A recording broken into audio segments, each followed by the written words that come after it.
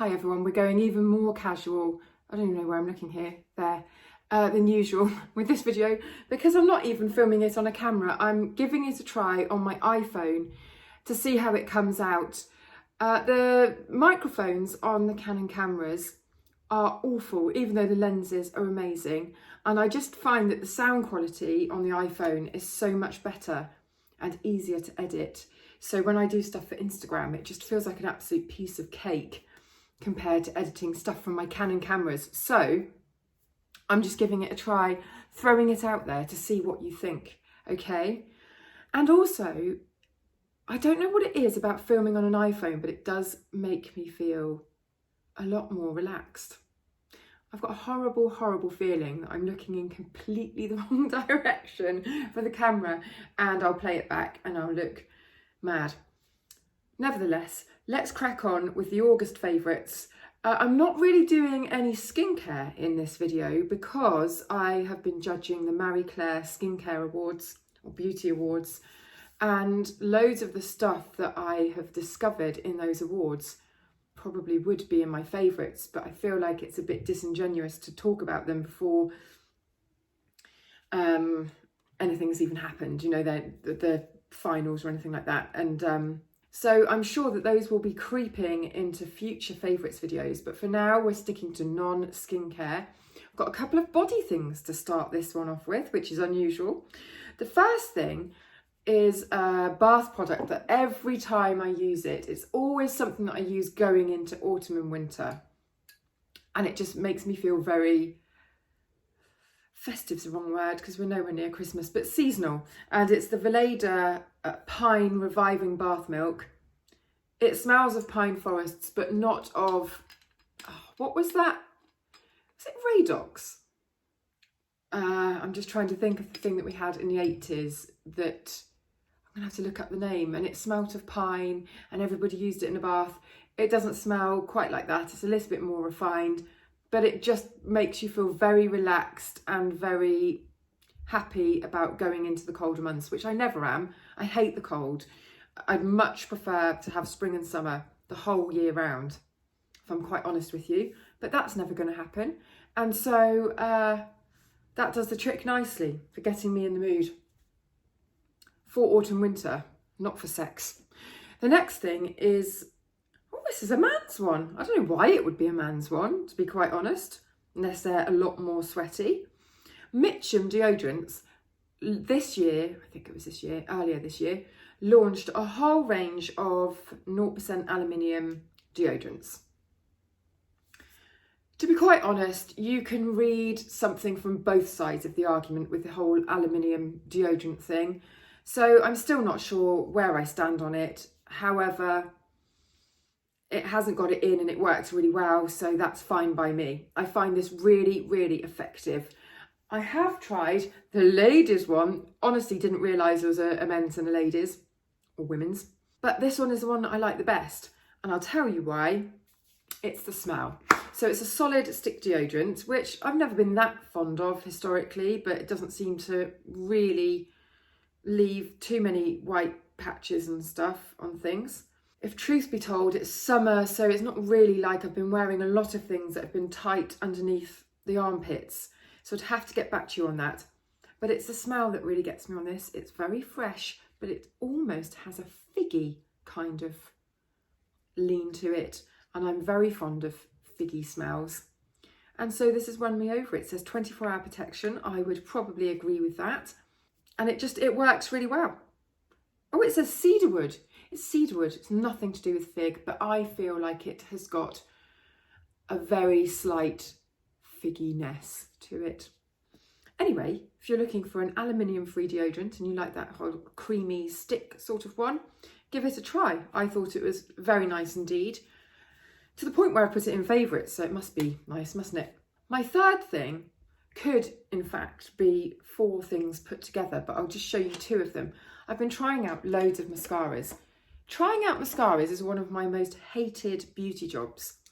Firstly, because it's a real faff to remove and try the next one on. If you're doing it all in a row and you're comparing like for like and so on and so on. And I get really sore eyes from removing them and putting them back on again. But secondly, because I find that it's a really subjective thing. It's a bit like perfume mascaras. All the brushes are different. Everyone's eyelashes are different. And I think that the brush is what you really judge the mascara on, mostly. And everybody likes a different brush. I don't know why I've got so many hairs sticking out of this ring. There we go.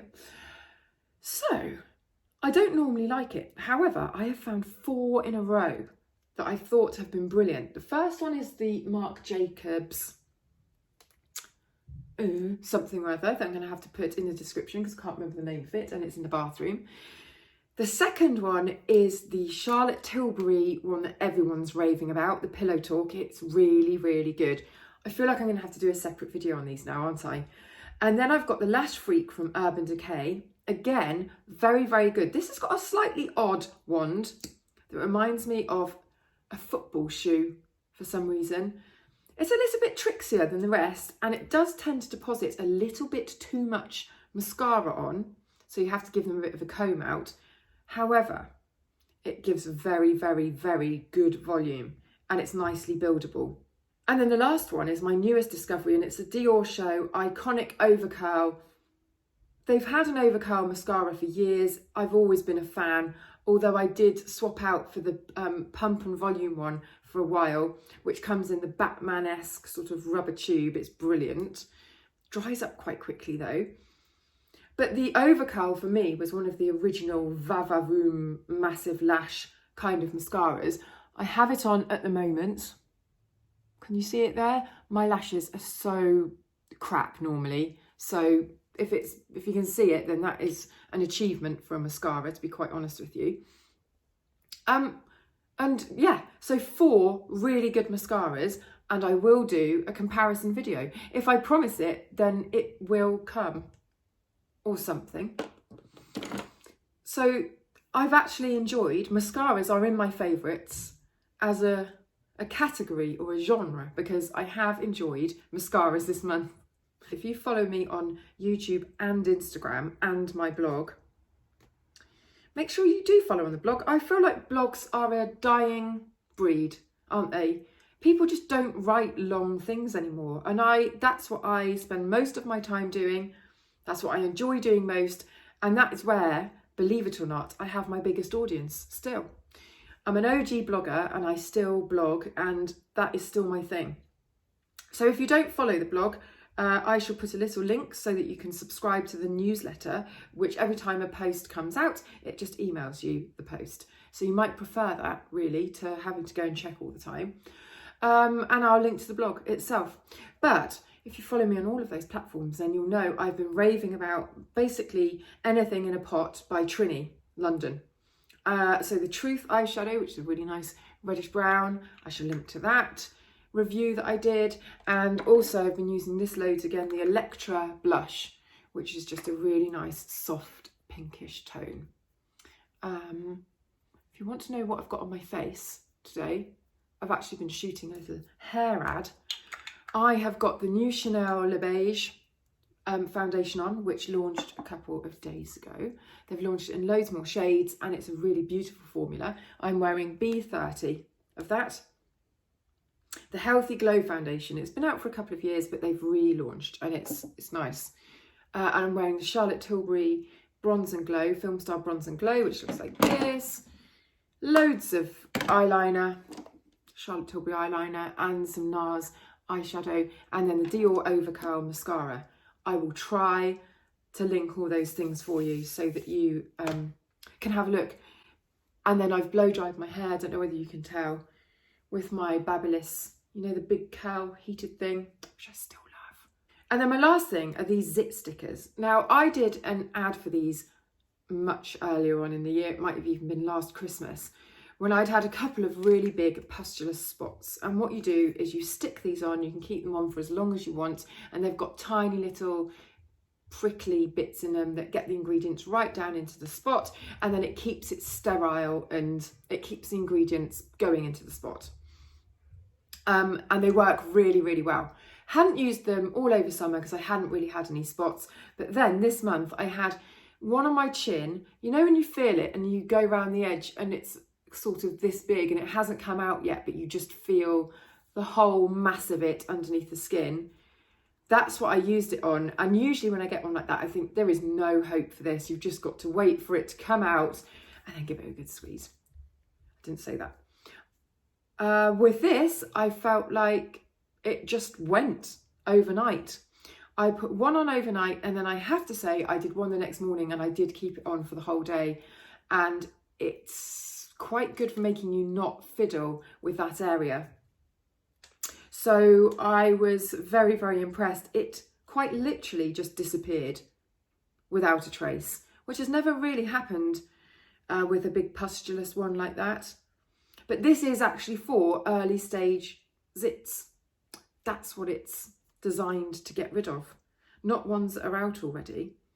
So very impressed with that all over again. I fell in love all over again, which isn't a song, but I've made up a tune. Here endeth my sermon, my beauty sermon. Hope that you enjoyed that, my little 5 beauty favourites of the month. I really feel like I want to film loads of stuff, just because I feel quite groomed and neat and done. I don't have time because the kids have got to go to bed and mayhem is going to erupt in approximately 35 seconds. So, little tasks for you, like this video, go to my blog and either just keep an eye on it for new posts, or subscribe to the newsletter and I'll just send you the post when it's ready. So it's no effort. All right, those are your little jobs.